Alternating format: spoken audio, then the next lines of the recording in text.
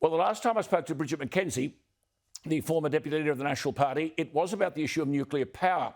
As I just said to Bjorn Lomborg, political parties are tying themselves in knots over energy policy and the economic and energy hoax of net zero carbon dioxide emissions.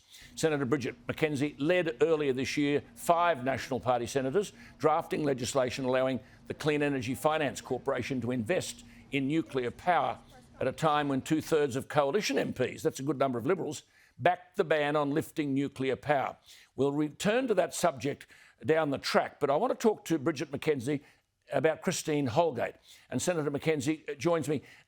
Senator McKenzie, Christine Holgate, a Senate probe, and as I see it, there were on the committee 3 Liberals, 2 from the Labor Party and the Greens, Hanson Young. Does the coalition accept the conclusions of the committee that Christine Holgate was treated appallingly, should receive an apology from the Prime Minister and was denied justice and due process? Yeah, Alan, great to be with you. The Senate inquiry handed down its report yesterday. Matt Canavan and I participated in that inquiry along with a raft of other senators.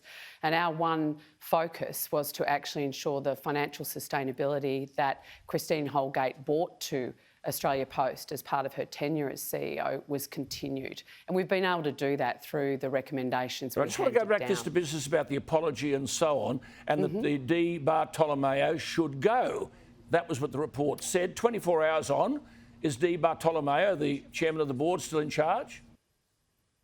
Yes, he is. They appeared before Senate estimates today. When Di Bartolomeo appeared before the inquiry, I actually asked him, was Christine Holgate deserved of an apology had she been treated appallingly, and he agreed she was actually entitled to an apology, but he did not believe that apology should come from Australia Post.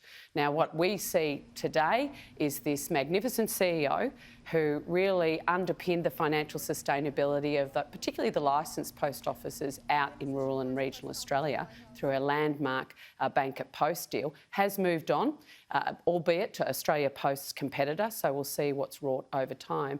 And I guess for us here, and the recommendations that we actually put into the Senate inquiry, it was about actually ensuring the government works towards continuing that legacy of Ms Holgate, making sure that financial services... But Bridget, $20,000 of watches. It's cost over $1 million to come to this conclusion that Christine Holgate was treated appallingly.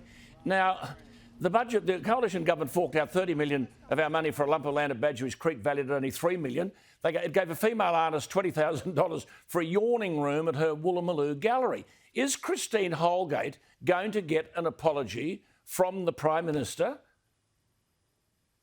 Well, that's a matter for the Prime Minister at the end of the day, and I guess that's not something that I can make a call on. But she said the Prime Minister drove her out of her job. She said the Prime Minister drove her out of her job.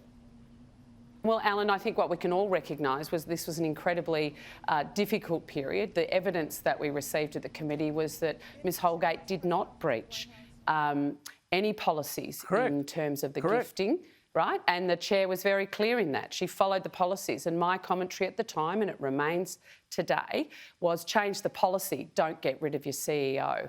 The fact remains she is no longer there. She's taken up another position. And I think what we need to now focus on is that Australia Post won't be privatised, which was one of her concerns. And I was able to secure that from every single one of those directors, that won't happen. So these little post offices will continue to do their banking and so on. You've done a fabulous job on that. But one thing, I had some people on the program here a couple of months ago, as you know, concerned that Australia Post said by June 30 they would not deal in perishable goods. That's cheeses and flowers and so on. What's going to happen to that?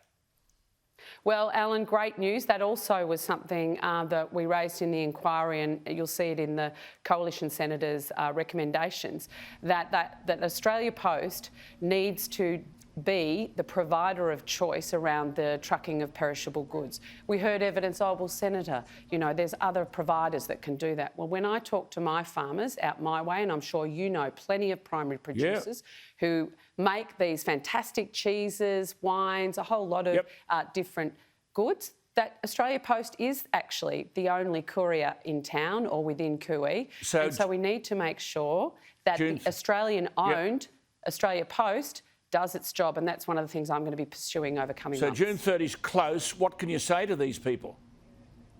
Well, we've got a guarantee now from Australia Post that they're going to continue to truck perishable goods, and that they're actually going to work with state governments, because it's food safety regulation, which is their purvey, to get a harmonised system across the board. But Australia Post will be trucking perishable goods, and they gave us that unequivocal commitment a couple of weeks ago in the inquiry. All right, Bridget, good on you. We'll talk to you next week, eh? I want to come back to that nuclear energy issue, but thank you for your time.